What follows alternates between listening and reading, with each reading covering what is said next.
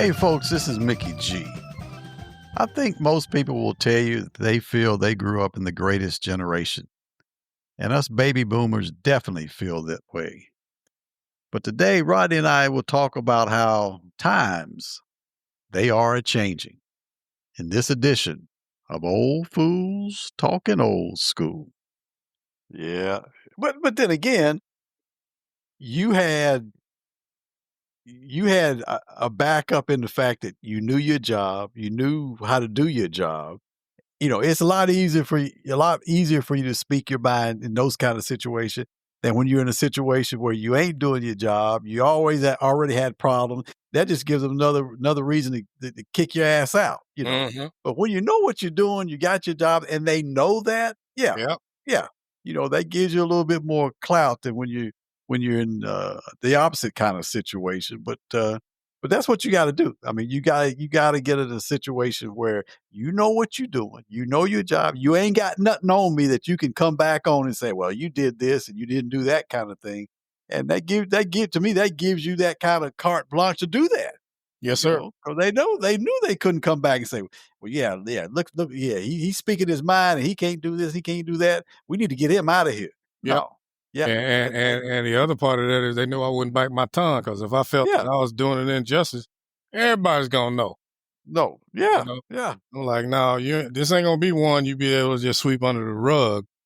And just like my supervisor, like I told her, I'm like, you know, she gonna try to tell me one time about how in sports that she didn't say it, but she was insinuating like all the black players talk trash. And I'm like, that's not true. I said, did you ever think that those players might know each other? Well, no, they just talking trash. I said, well, so when did you play in an organized sport? Well, I didn't play, but da, da, da, da. I said, well, so you don't know what you're talking about. I said, hell, I got firsthand experience. I was playing basketball in college.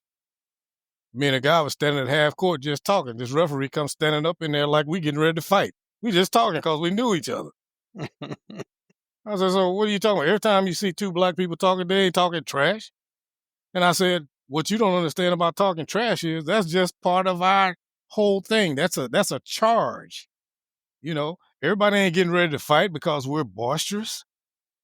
You know, that's a whole thing to incentivize you to do better. We don't have no problem with it. If I fail, I fail. I just take what came with it. But don't sit up here, old 70-year-old woman. You ain't ever played damn basketball and ran both ends of the court. You shooting in a peach basket down there when you're yeah, yeah, yeah. like Yeah. And that's always been part of the mental part of the game, Yeah, you know. As much as physical ability takes you a long way, that mental thing can take people out of their game. And we always use that. I mean, even as kids, I remember yeah, we'd say, "Well, yeah, you get him mad, get him mad. You get him mad, he can't play." mhm, And that's always been part of the mental part of the game too. yeah, And just because, and like I say, you talk trash, yeah, you talk trash, but it ain't by no means a black only thing. right, I've seen a lot of white kids. I mean, some of them try to think they was black, but yeah, they try to yeah, talk. They try to talk noise too. right, They say that about Larry Bird. People said everybody thought Larry Bird was such a nice, quiet kind of guy. They said he talked more than anybody. yeah. You But you know, had them thin lip. Nobody could see him talk. yeah. So yeah, it ain't only about that. But like you say, people get that that that stereotype stuff going, that's what's going on all the time. But Mhm. no, no, it ain't always about that. But it always bothers me when people who don't know the game, whether it's sports or whatever, whether it's business, whatever, try to tell you about the game. You Right. know, I hate people who do stuff like, if you've been there, done that, come talk to me. But Yeah, if you ain't been there and done that, I don't hear what you got to say. that's it. And all she had ever heard was her sons and her husband talking, and they fat asses didn't know nothing about it. It's just, well, it's like everything else when the majority community loves to act like they know, but they don't even know. They probably even never talked to a black person before, but they know. Mhm, mhm, mhm. I I know that's what was going on. I'm like, hell, people know each other. If you playing basketball in a certain area, you've run across these people before. Y'all know each other. You have a relationship. You talk. Like I said, me and this dude was just talking at half court.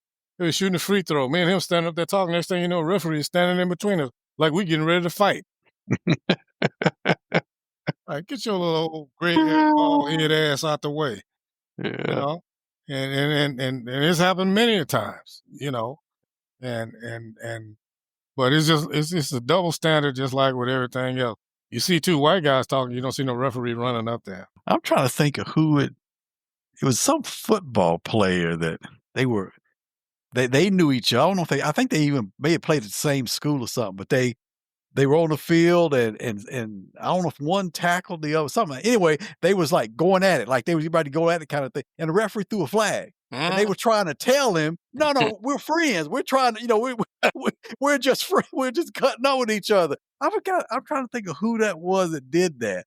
But I thought about that when you said that, because the perception was that, they was going at each other. They was talking smack to each other. Oh, he threw the flag and stuff. The guy jumped. No. That's my friend. We were just trying to. Yeah. I can't remember who that was now. But yeah, you think that. And then, to me, that was a fun part of the game as much as playing the game. We Hell guys yeah. be talking all that noise and stuff like that. And people talk that noise to first off get in the head of the other player, but you're Right. also reinforcing what you think you are. You can do. Yeah. Yeah. Hey, I know I'm a bad sucker, even though this dude might have your number, but you ain't gonna let him know that. Yeah. So it's amazing, man. It is. It is. And I think about that. I do the same thing with my grandson, with Donovan. When we be playing basketball and stuff, he'll take a shot and I'll block his shot. I said, take that stuff back. They Yes, live sir. on Lennox Cove, is just where my uncle's house is. I said, take that stuff back to Lennox Cove. And I'll tell him, don't take that shot. Don't take that shot. And his little smart butt, he'll take the shot and make it. He'll look at me, took it. I'm like, okay. But I sort of do it, Rodney, almost for that reason, because I know that's what it's going to be like. That's growing up. You're going to start to run into those people who are going to try to, take you out of your game by talking to you, mentally take you out of your game. No, and that's happened a lot of times. Yeah, your feelings get hurt. You lost it all now. Yeah, give it back as much as you get. That's why I said. That's why I do it. I said I don't want to. Treat him with kid gloves and get out there and, be soft on things. I mean, I play with him. I not hurt him on purpose, but I played rough with him. He got hurt and he bleeding. I mean, be a man. Stop whining. Be a man. It's kind of stuff. Well, hey, that's why they're gonna learn it. Learn it at home. You ain't got to get out there in the street, and figure it out. Cause then they sure enough gonna get on your case. Yeah, I do that. I do that exactly with him. Like, he's playing baseball now. He'll be catching the ball and stuff. And I said, Donovan, you got to get to the point where you're not scared of the ball. I said, you're scared of the ball. He don't want to catch the ball in front of him. Mm-hmm. He wants to catch the ball to the side, Mm-hmm. I said, Donovan, if you got to catch the ball in front of you, just in case you do miss it, your body will block the ball. I said, yeah, that might hurt a little bit, but I said, that's the price you pay for not catching it. Mm-hmm. I said, but you just can't. Yes, you got to learn not to be afraid of the ball. And I know he's only 9 years old and stuff, and they're still learning and stuff. But, never too early. Never too early. That's what I say too. Mm-hmm. I say it's never too early to sort of get in their head of, you got to get to the point where you're not afraid of the ball. I said, you're not going to ever be able to catch the ball cleanly if you're not afraid to step in front of the ball and catch the ball in front of you, kind of thing. So yeah, I do that. I do that when we play basketball. The other day we was playing horse, and I was making some shots, and he said, Papa, I can't make that. I said, Dom, that's the object of horse, that you can't make the shot. I said, that's the whole object of horse, but I don't baby him at all. I don't blame you, man. We be playing rough, I tell you. That's the downfall of our kids right now, is these parents that believe in that soft, oh, baby, you tried. No, you missed the ball, damn it. I ain't finna soft code it for you.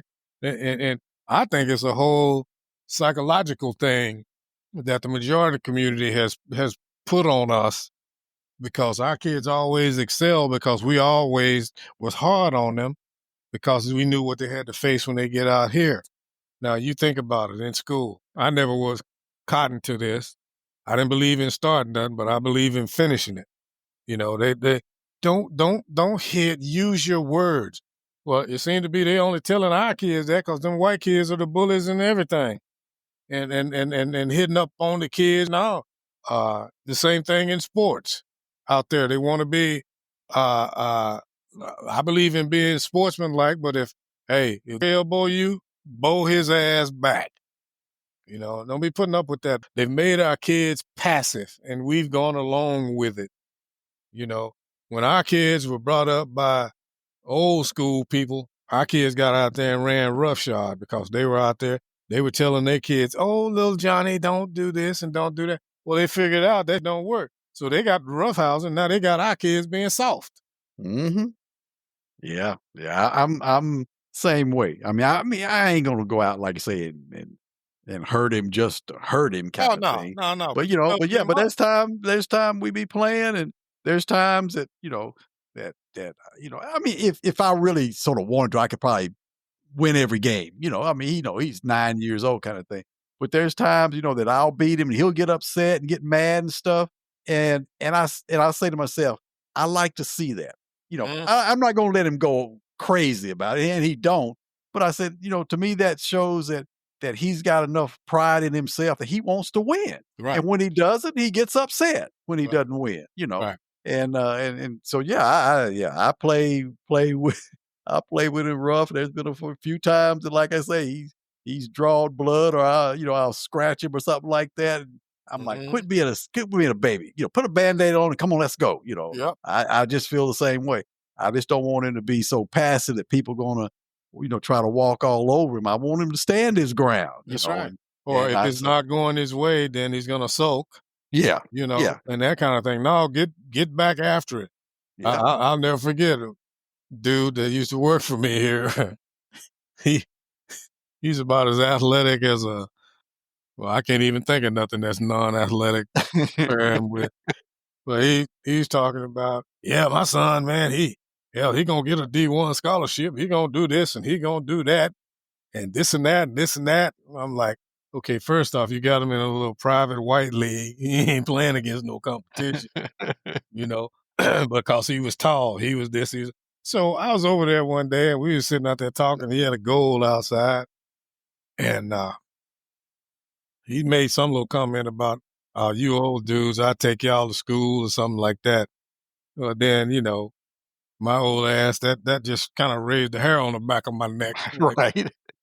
I can look at you, tell you barely can walk and chew gum together, boy. And his dad over there pumping him up. Oh yeah, man, he gonna get a D1 scholarship and this and that. Oh, he can play. He can play. I said, all right, come out there and let me see what you got. I went out there. I let him go to the hole a couple of times. He made a little layup. See, then he gonna try to talk. See, I told you I could take y'all old men and this and that and that. Man, I got the rebound the next time. I started busting his ass. We was going to 15. we was going to 15. I don't remember how many points he had at that time, but I could see his will was just gone. He was like, well, I'm not out here to destroy the boy, But I let him know. And plus, the whole time I was talking to him, I said, see, boy, you don't know who you done talked up on a good ass whooping is what you done done. You and your dad over there, I'm sitting there looking at his non-athletic ass, I was busting his ass left and right. I said, hey, go run and get the ball for me so I can shoot again.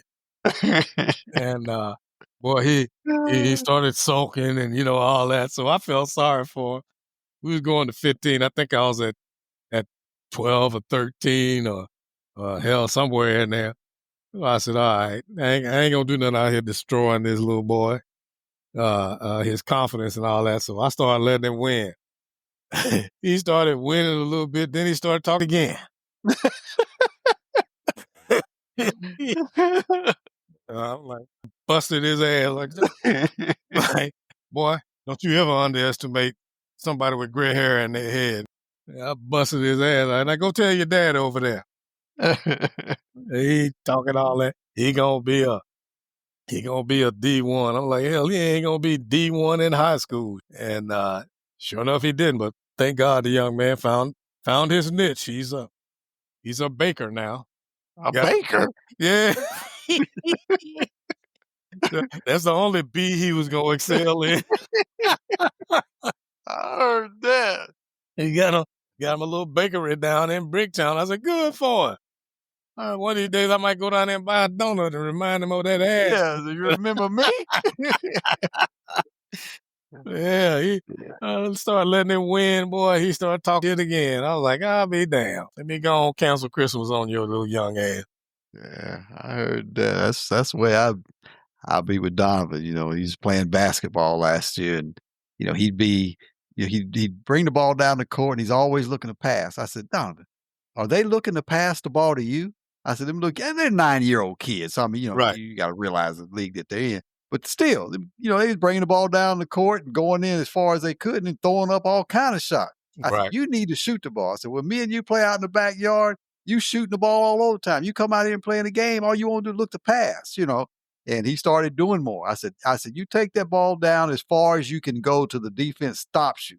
And I said, if you got a decent opening to take it out, take a shot. Cause I said, they ain't gonna throw the ball to you. I Mm-hmm. said, you gotta look out for yourself and stuff. So I'll be trying to instill that kind of stuff in him, out there, my old self and stuff. But I don't I'll be blame you. trying to instill that in him because he plays, basketball and baseball, and he's talked to Tara about playing football, but she ain't made up her mind to let him do that yet. Mm-hmm.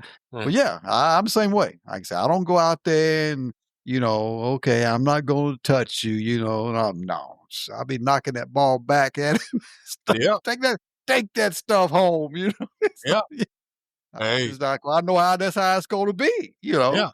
That's how they learn. Cause then Hmm. they start figuring out how I can get this shot off. Yeah, And uh, yeah, to do that kind of thing. That's what I did with my boys. They didn't take too kindly to it though, cause neither one of them wanted to play. Philip was a hell of an athlete though. I had him on the team. It was him and this little white kid. They were my two best players because we had a group of misfits. And I'm like, boy, I had to tell them everything to go against what I know about basketball. I was like, look at here. Either one of y'all bring that ball up the court, don't pass it to nan one of them. You shoot it. If you can't get it to Philip and Philip can't get it to you, shoot that something in some kind of way. Boy, they were running it for a while, but they just didn't have no help. right, right. Well, folks are out there, oh, Mr. Turner, you work so good with these kids. Look at here.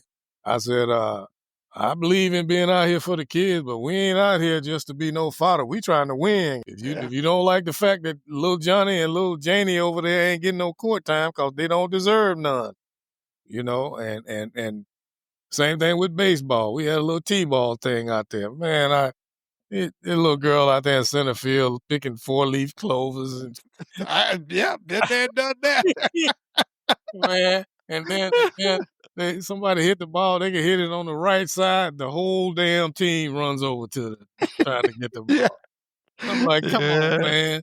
I was yeah, like, just like, y'all get up here and hit, and hopefully we can get some runs, cause it ain't even trying to tell y'all about how to catch the ball and throw it to first base. I'll never yeah, forget this little girl out there with her little 4 clovers. Her mama sitting up there, come on, little Janie. All right, please. yeah. But that's just like when in Donovan's basketball, his coach, she's a female, and I think she may have played a little ball back in the day, Mm, but they're 9-year-old kids.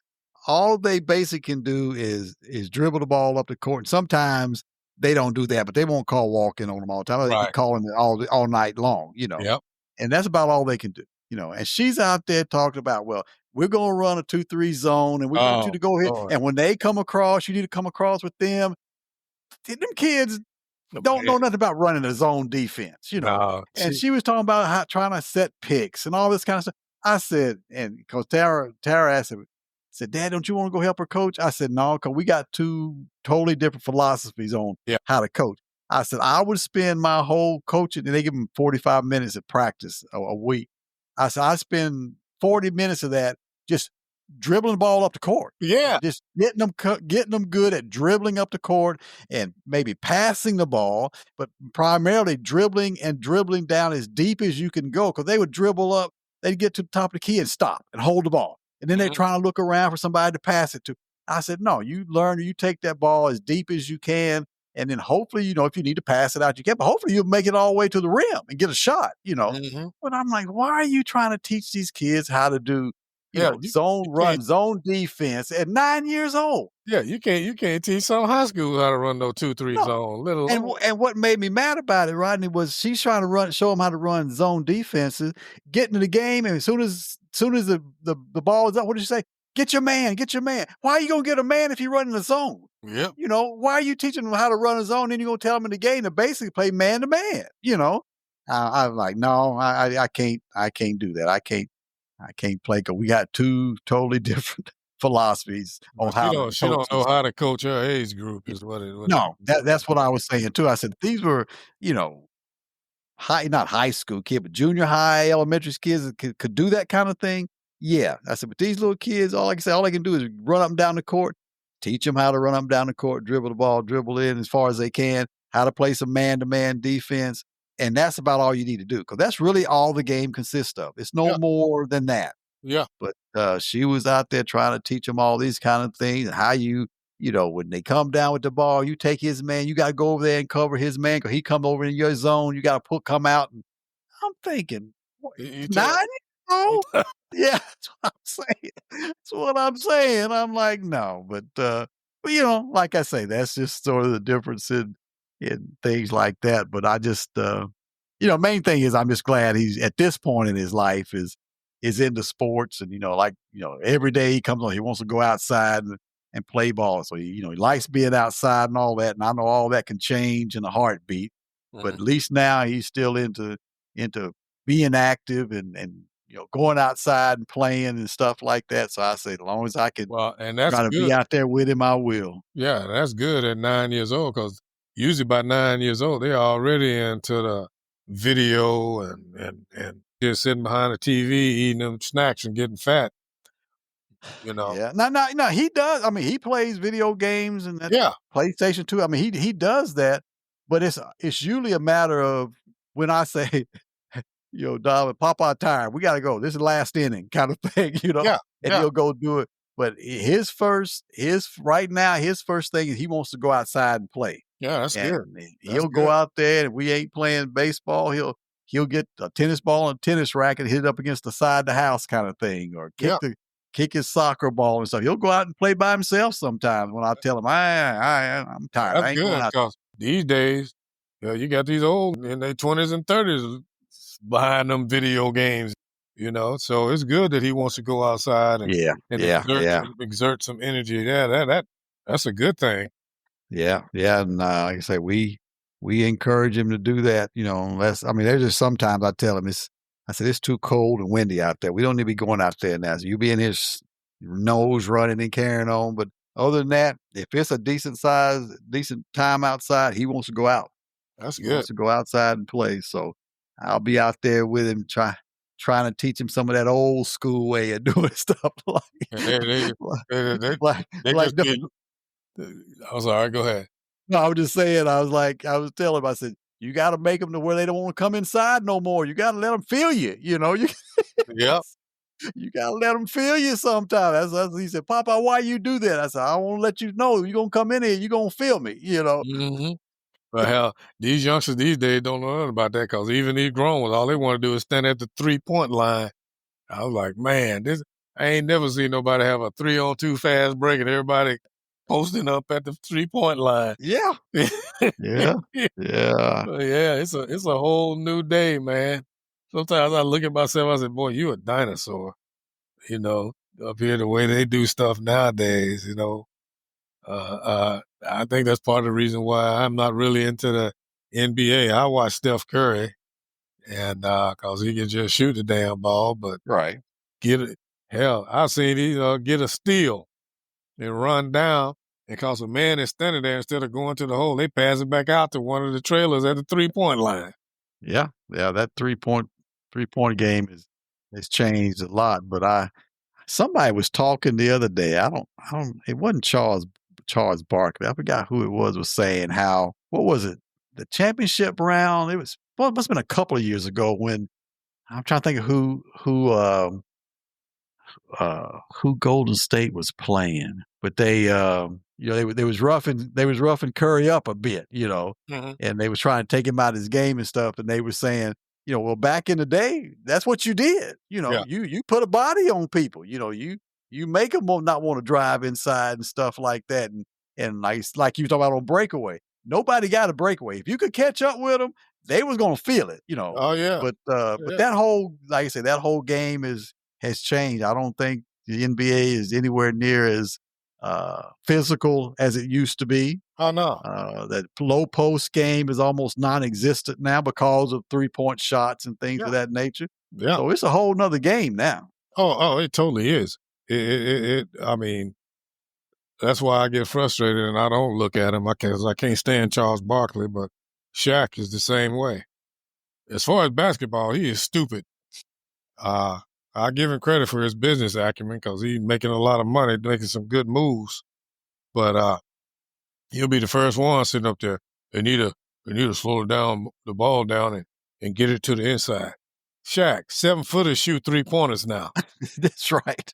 Ain't nobody posting up down there for that you used to do. Hell, you talk all that because that's all you could do. You couldn't shoot outside of 5 feet, No, you know. no. And that damn Barkley sitting over there with his fat ass always talking on. Oh, he doesn't make his players around him better. You didn't. You had the best center, arguably in the NBA, and Hakeem Olajuwon, and you throwing him off the block. He down there got his man set up, and you waving him off because your glory hound ass wanted to shoot. The only reason Barkley gets any accolades from playing is because he was good friends with Michael Jordan. Mhm. He ain't never done nothing. He ain't never won no championship, Never won a championship. you know. Nope. But the more you listen to him, he was the greatest thing since Salt. Well, these players today couldn't hold me. No, all they had to do was stand back and let your fat ass shoot, you know. So I just trip on them. So I don't even watch it. The only thing I like on there is Ernie and Kenny, and they don't get Yeah, to talk enough. So I don't even look at it no more. yeah. And I even when Kenny runs up to that board to talk about this and one of his legs going one way, one's going the other way, and I thinking back and I'm thinking, how did he even play basketball? Of course, it wasn't so bad back in the day, but he runs up to that board, that one leg going one way. Man, he's the only person I know that runs, and his leg go east and west. Yeah, he's got the mental acumen for the game. Yes, Yes, he's yeah, but yes, yeah, the physical part when he was playing. yeah, It's just if you look at him today, the way he runs and stuff, you think how could he even play? He looked like he had cerebral palsy or something as a kid. yeah, buddy. But Back in the day, and he had then you think about it, the Negro won the dunk contest one year. yeah, yeah. You would never even thought that. Look at the way he runs and the stuff today. But yeah, I like Ernie. Ernie always tries to keep the peace and that kind of thing Yeah, going on and everything. But Kenny's got the knowledge, and yeah, he does. at first you couldn't even understand what Shaq was saying. And he's gotten a little bit better at least enunciating his word. But when he first got on there, Yeah, yeah, yeah, what the hell did Shaq just say? yeah. you know. And even now, he got to take a breath with his big fat ass sitting over there. Oh, see, see, they need to get the ball down low. Uh, uh, they need to establish that inside. I'm like, man, ain't nobody playing inside but you in your head. You know, damn 7-footers out there waiting on that ball at the 3-point line just like everybody else.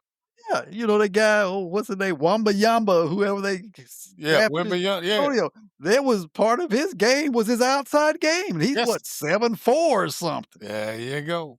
There Yeah, you it's a go. whole different game. But you mentioned Akeem. I felt sorry for him. You saw when they wouldn't let him come up on the Yeah, now stage that was cold. for the championship thing, trophies presentation and all. Yeah.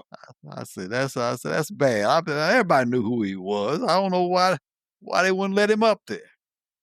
Yeah, when Rodney and I played ball, they didn't even have a three-point line. So that definitely makes us experts on that issue. Well, thanks for joining us this time. Join us for the next edition of Old Fools Talking Old School. Until then, this is Mickey G. Peace.